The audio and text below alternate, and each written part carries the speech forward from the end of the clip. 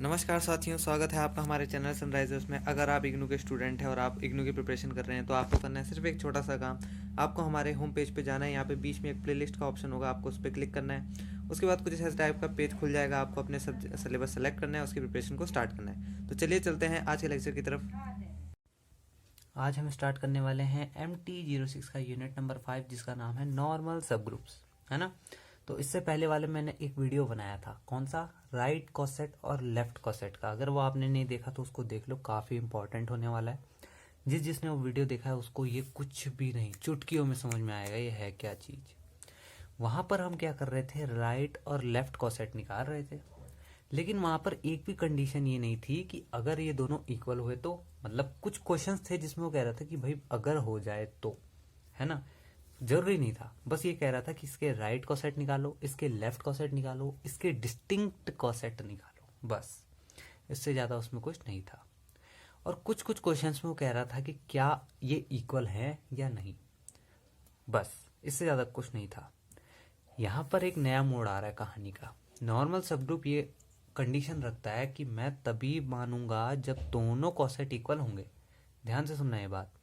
वहाँ पर हमने क्या किया था, राइट और लेफ्ट कॉसेट जब हम निकाल रहे थे तो वहाँ पर इक्वल के लिए कोई आप पे प्रेशर नहीं डाल रहा था। है तो अच्छी बात, नहीं है तो और अच्छी बात। यहाँ पर क्या है, नॉर्मल सब ग्रुप की एक शर्त है कि भाई तू मेरे को राइट और लेफ्ट कॉसेट इक्वल दे, मैं तभी मानूंगा, वरना नहीं। तो ये कंडीशन है नॉर्मल सब ग्रुप की, कि अगर आपको किसी भी सब ग्रुप को प्रूव करना है कि ये उस ग्रुप का नॉर्मल सब ग्रुप है, तो उसके हर एक राइट कॉसेट हर एक लेफ्ट कॉसेट के इक्वल होना चाहिए। चलिए देखते हैं कैसे। इसकी डेफिनेशन आपको बुक से मिल जाएगी, वैसे कोई पूछेगा नहीं। फिलहाल तो इतना याद रखो कि नॉर्मल सब ग्रुप में राइट और लेफ्ट कॉसेट इक्वल होना चाहिए। एडिशन है तो इस तरीके से, और मल्टीप्लीकेशन है तो इस तरीके से। जिस तरीके से कॉसेट निकालने के लिए मैंने आपको दो चीज़ों की जरूरत बताई थी कि एक ग्रुप और एक सब ग्रुप आपके पास होना चाहिए, उसी तरीके से नॉर्मल सब ग्रुप निकालने के लिए भी आपके पास दो चीज़ें होनी चाहिए, एक ग्रुप दूसरा सब ग्रुप।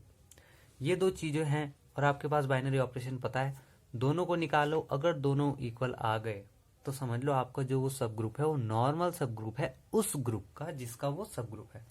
कर दिया ना कंफ्यूज। देखो, कोई ग्रुप है, आपने उसका सब ग्रुप निकाला, वो सब ग्रुप अभी तक तो फिलहाल सब ग्रुप है।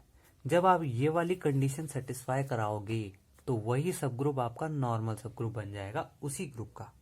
कैसे, ध्यान से देखो। बुक का क्वेश्चन है, कह रहा है show that A3 is normal सब ग्रुप तो S3। तो ये जो आपको दिख रहा है ये साइन, ये दर्शाता है नॉर्मल सब ग्रुप को। इसका मतलब नॉर्मल सब ग्रुप ही होता है।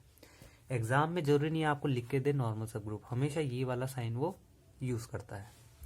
तो देखो, मेरे को ये प्रूव करना है कि ये जो A3 सब ग्रुप है वो इस ग्रुप का, S3 अपने आप में एक ग्रुप है। मैंने आपको इससे पहले वाले लेक्चर्स में बताया होगा कहीं बार, S3 बहुत बार आता है।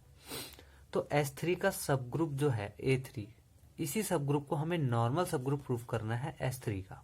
मतलब अभी ये क्या है, फिलहाल तो ये सिर्फ एक सब ग्रुप है S3 का।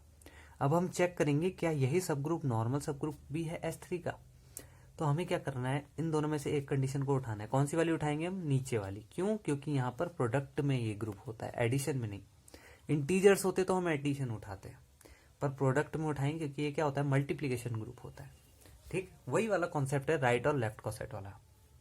बस यहाँ पे करना क्या है, A3 को n की जगह रख दो और x क्या करना है, हर एक एक एलिमेंट के लिए प्रूव करते जाओ और इक्वल करते जाओ।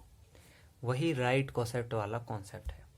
अगर ये दोनों इक्वल आते हैं तो आप ये कह सकते हो जो ये सब ग्रुप है इसका नॉर्मल सब ग्रुप है। और नॉर्मल सब ग्रुप में दोनों में से कोई भी एक उठा सकते हो। क्यों, क्योंकि ये दोनों इक्वल हैं। आपको करना क्या है, आपको ये पूरा एक जगह लेना है, फिर आइडेंटिटी के साथ सॉल्व करना है। ये पूरा एक जगह लेना है, 1 2 के साथ सॉल्व करना है। ये पूरा एक जगह लेना है, 1 3 के साथ सॉल्व करना है। ये जरा देखो, जरा ध्यान से देखो, मैं बताता हूँ।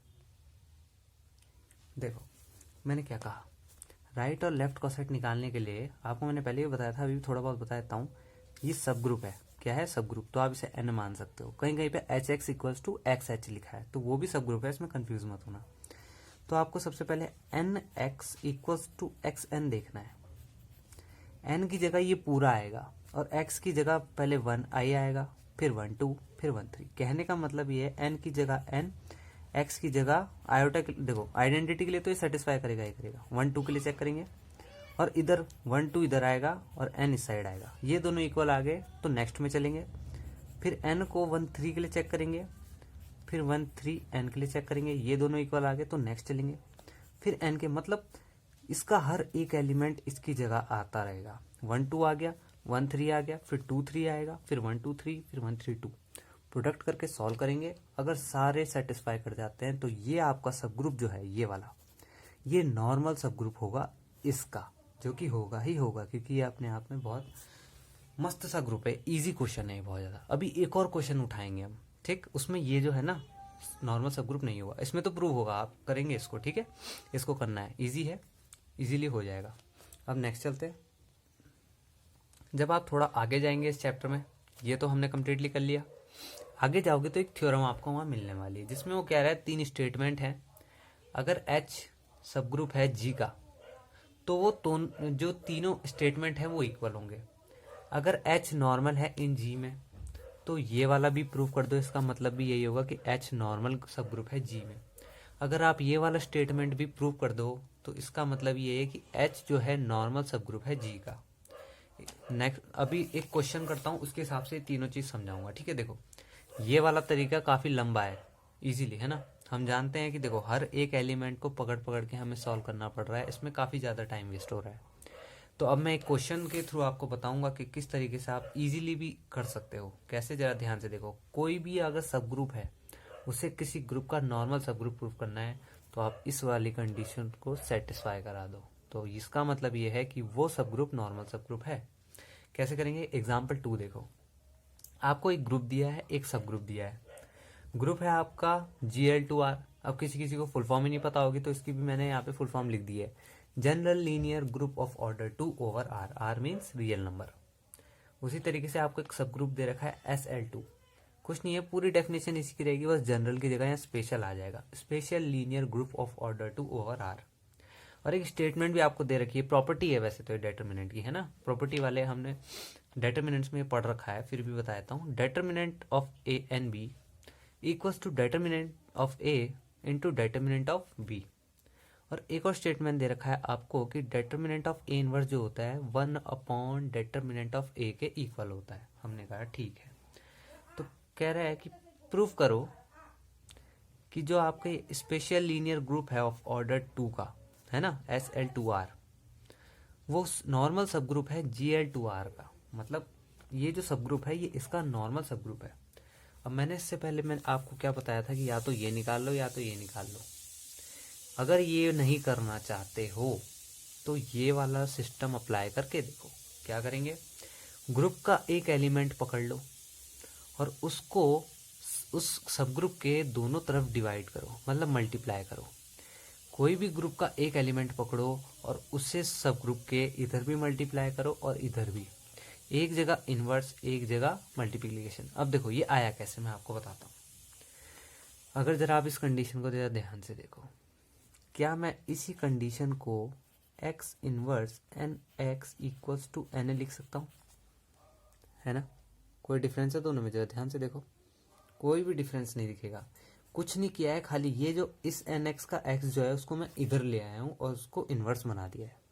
यही चीज़ यहाँ पर है, जरा अगर आप ध्यान से देखें तो यहाँ पर H G equals to G H था, हमने क्या किया, इस जी को हम इधर ले आए तो ये क्या बन गया, जी का इन्वर्स। अब इस स्टेटमेंट को हम यहाँ पर प्रूव करेंगे। देखो हमने एक एलिमेंट ले लिया एच से मतलब सब ग्रुप, और एक एलिमेंट ले लिया हमने जी से मतलब ग्रुप। यहाँ पर हमारे पास ग्रुप क्या है, GL2, तो GL2 से हमने एक ले लिया A। SL2 एक सब ग्रुप है, कौन सा ले लिया, B SL2 से ले लिया, ठीक है।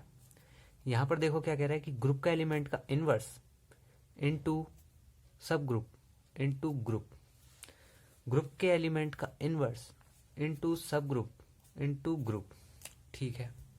यहाँ पर हमने डिटरमिनेंट इसलिए लिया क्योंकि मैट्रिक्स की बात चल रही है।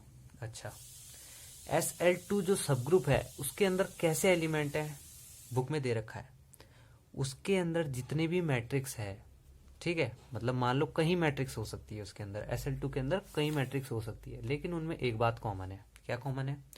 उसकी हर एक मैट्रिक्स का डिटर्मिनेंट 1 है, बुक में दे रखा है, इजीली आप देख सकते हो। तो हमने जब इस कंडीशन को यहाँ पर रखा, ये किसका है? ग्रुप का, इनवर्स इनवर्स, सब ग्रुप सब ग्रुप, ग्रुप ग्रुप, ठीक, समझ में आ रहा है? यही चीज़ यहाँ ला के पटकी है। अगर इसको सॉल्व करने के बाद ये एच के इक्वल आ जाए तो आपका ये जो सब ग्रुप है इस ग्रुप का नॉर्मल सब ग्रुप ऑटोमेटिकली प्रूव हो जाएगा। चलिए देखते हैं कैसे। इस प्रॉपर्टी को हम किस तरीके से खोलेंगे? जो चीज़ हमें गिवन थी, क्या गिवन थी? कि determinant of A B equals to determinant of A into determinant of B. उसी तरीके से यहाँ पर जरा आराम से देखो, determinant of A inverse B A equals to, इसी की जगह पे रख देंगे determinants of A inverse determinant of B into determinant of A. वही चीज़ है जो वहाँ पे लिखी थी, ठीक है। इस डिटर्मिनेंट ऑफ ए इनवर्स को हम क्या लिख सकते हैं? यहाँ पे 1 अपॉन डिटर्मिनेंट ऑफ ए, तो हमने वही लिख दिया है। E2 question, E2 example E2 है, साफ समझ में आ जाएगा, वहाँ पे सब कुछ लिखा है। अब डिटर्मिनेंट ऑफ ए वैसे का वैसे ही आ जाएगा, हमने इसको पीछे से यहाँ लिया है। ए इनवर्स को तो हमने ऐसे सॉल्व कर दिया, पीछे वाले को आगे लिया है और इसको हमने पीछे कर दिया। इनटू है, आगे पीछे कोई फर्क नहीं पड़ता। इस डिटर्मिनेंट ऑफ ए से ये कट गया, डिटर्मिनेंट ऑफ बी यहाँ आ गया। अब ये डिटर्मिनेंट ऑफ बी कहाँ का है एलिमेंट? ये डिटर्मिनेंट ऑफ बी जो है वो SL2 का एलिमेंट है। और SL2 के एलिमेंट की एक बात कॉमन थी, मैंने आपको अभी बताया था कि उनके हर मैट्रिक्स का डिटर्मिनेंट जो है वो 1 है। और हमने बी डिटर्मिनेंट लिया है, मतलब बी मैट्रिक्स लिया है, तो उसका डिटर्मिनेंट भी क्या ही होगा? 1 ही होगा, है ना। मतलब देखो, मैट्रिक्स का एक ग्रुप है, हमने SL2 एक सब ग्रुप लिया है, उसके अंदर कई मैट्रिक्स हैं, कई मैट्रिक्स, ठीक, कई मैट्रिक्स हैं, लेकिन उनमें एक बात कॉमन है कि उसका कोई भी मैट्रिक्स आप उठा लो उसका डिटर्मिनेंट 1 आएगा।